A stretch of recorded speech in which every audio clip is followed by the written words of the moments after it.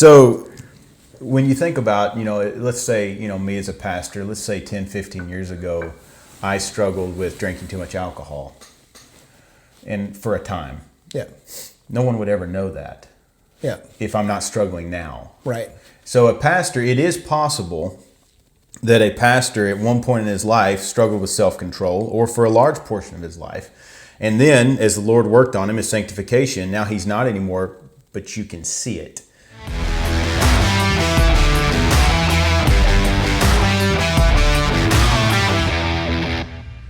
Hi friends, my name is Dorris, this is Tanner Cartwright, and this is Snake on the Table. What's up? What is the snake? Don't do it. Don't do it. All right, do it. Should fasters be Pat? You can't even say it. You got me tickled. Should pastors be fat? That's a tough question. That's one we got a little while back. Yeah, I've been trying to lose weight before we answered that one. I was trying to give you a little more time on your diet before we brought this one up. You know, I resemble this question. I resemble that remark. I think ideally, no. I think there's, no. I think the answer is no. No. Yeah. And because they stand before the people and they need to be exemplary in their conduct and all those kind of things. Because typically, being overweight indicates a lack of self-control. At some point. Anyway. At some point. Yeah. Maybe it was in the past or whatever. So that's the hard answer to that. So this is, let me bring the nuance here. You are the nuance king. I am the nuance king. So when you think about, let's say, me as a pastor, let's say 10, 15 years ago, I struggled with drinking too much alcohol. And for a time. Yeah. No one would ever know that. Yeah. If I'm not struggling now. Right. So a pastor, it is possible that a pastor at one point in his life struggled with self-control, or for a large portion of his life. And then as the Lord worked on him, his sanctification, now he's not anymore, but you can see it. The thing about gluttony... You can see that prior symptoms. The thing about gluttony is it sticks with you. Literally. Literally sticks to you. Yeah. And then as you get older, it's hard to lose weight. And of course, I would argue that there's a lot of factors, even more so than even...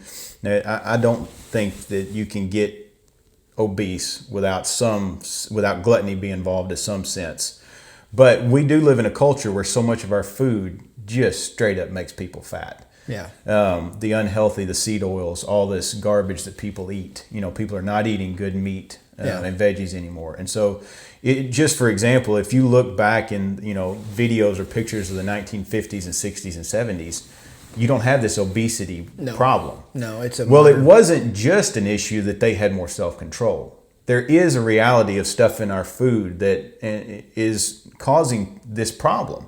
So now that's not an excuse. I don't think pastors are to be men above reproach.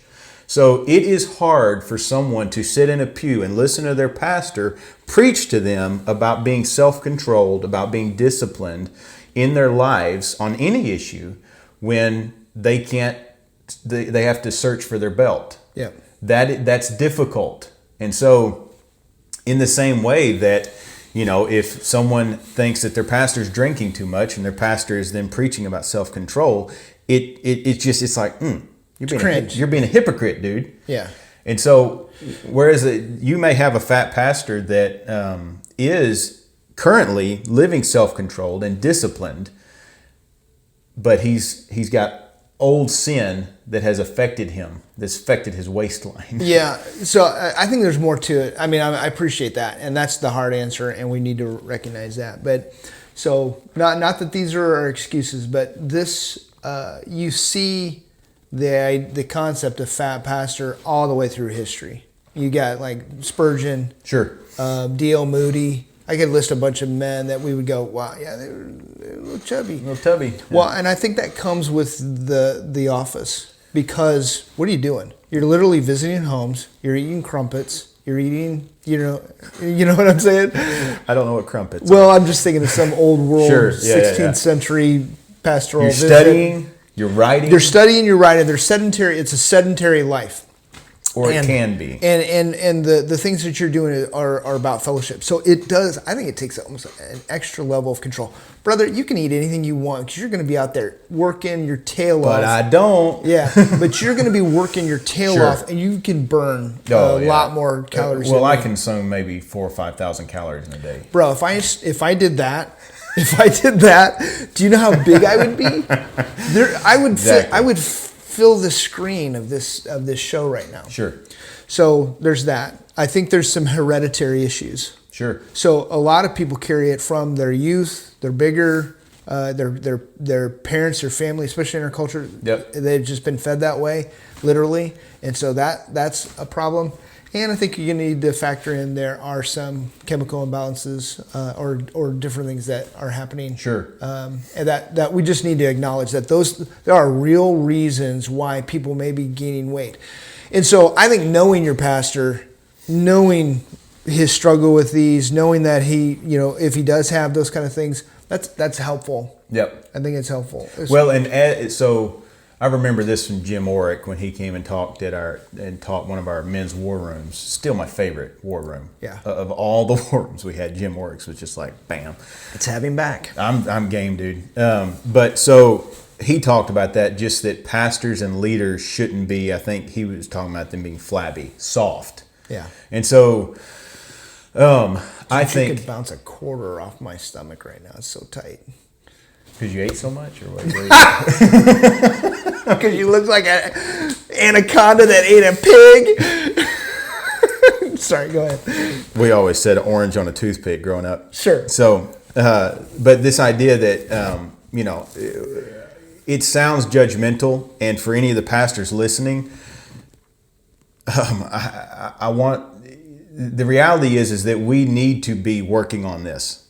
As pastors, we need to be working on self-control. They should be challenged. Yeah, people may look at me and think that, oh, well, he just doesn't have to worry about it. Well, I'm actually pretty conscious about what I eat and the seed oils and, whether it's good calories and, I've got 100 pounds of meat being delivered tonight, good grass-fed organic beef because that's what I'm wanting to eat and what I'm wanting my family to eat. Right.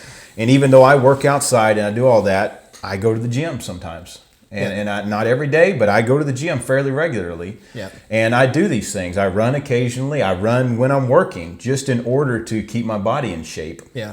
Paul says I buffet my body to keep it disciplined. I fast at times. I fast from food. I fast from coffee. I fast from nicotine. What? So I do these things in order that my body is disciplined. Your body is subject to your mind and your heart. I'm in control of my body, not my body. My base desires, what I want to have, what tastes good, that kind of stuff. And I would encourage you, pastors, you will garner so much respect from your people by disciplining yourself and working towards being healthier. Yeah, I agree. And frankly, your people will have you for longer too. So one of the big advocates of this was the patron saint of Reformed Baptist, Albert Martin. Yeah. So Albert Martin was a huge advocate of health, just being healthy.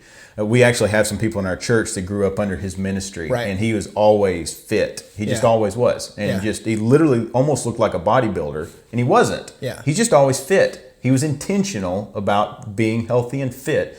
And he was a full-time pastor, sedentary life, whatever, but he was intentional. As he was about everything. And I think that men like that, while I love Spurgeon, one of my favorite men from history is G.K. Chesterton. Mm-hmm. Like if I could go back in history and spend some time with anyone, that question you get, it'd be G.K. Chesterton. Like there's just no doubt. Are you affirming Catholics? The dude, I love G.K. Chesterton. Don't start with me. So, and I love him, and I love, he was just, he kind of embraced who he was. One time a woman met him on the street and said, why aren't you on the front lines? This was during World War I. And G.K. Chesterton said, ma'am, if you were to walk all the way around me, you would realize that I am on the front lines. Okay. The dude was just hilarious. But, men like Doug Wilson, it's a hefty boy, man. Yeah. Like he's, and so I respect and love these men. Love their mind, love their teaching. Oh, my stars, so much. But I still think, we could have had Chesterton longer if he had been healthy. You know, these men, we should be for our family, for just the glory of the gospel, the Lord, and for our church and for the community, those around us. We should be healthy. Yeah. We should strive for these things. It's a good thing. So it's not just about being losing weight and looking thin. It's about being healthy. I would argue it's not even about looking thin. The issue is about being healthy. Well, you carry it and it you show it. Sure. Yes, I get that. Yeah, I mean, you are kind of you're telegraphing that you don't care about your, or at some point you hadn't. Exactly. You're telegraphing that. Yeah. And so I get what you're saying, but my main thing for being healthy is that I want to play with my grandchildren. You know, I'm going down to see my grandparents at this end of this next week, and my grandmother gets to hold her great grandbabies and meet them and do stuff with them, you know. And she's always been healthy. And my grandfather's always been healthy and exercised, and they always grew a lot of their own food and canned and all this stuff. And now they're in their mid-80s getting to see future generations. Yeah. Whereas if they had not been healthy and intentional about those things, they might be gone. Yeah. Well, so, sorry, we need to care about those things. Yeah, I think young men need to start now.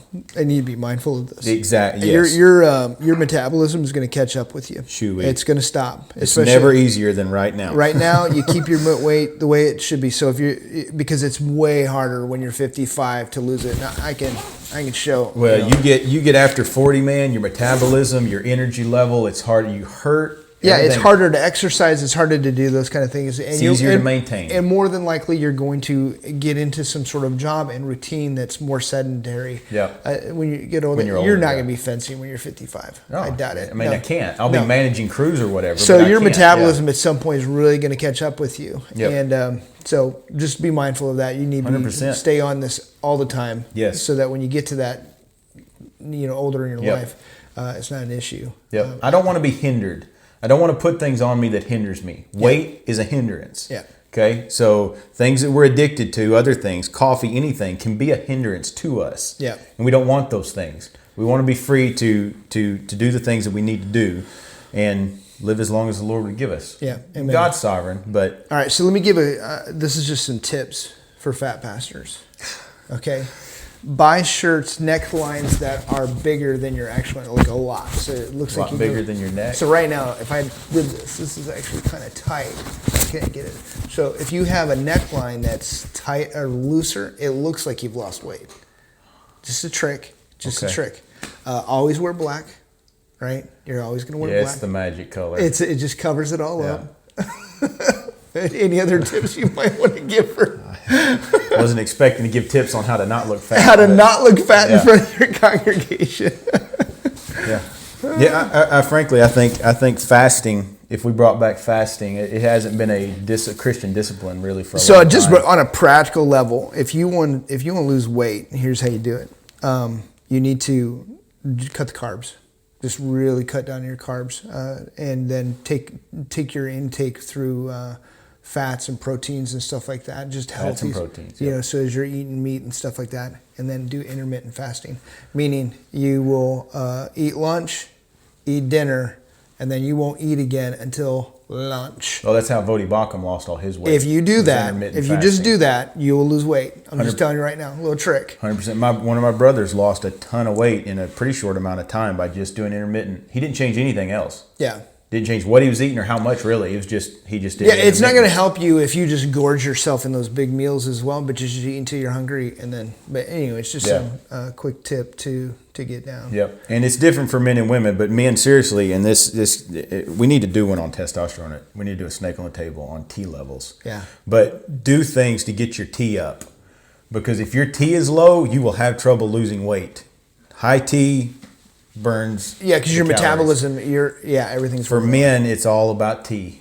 So I don't want a pastor who's listened to this, if he's listened this far, to feel hopeless. No.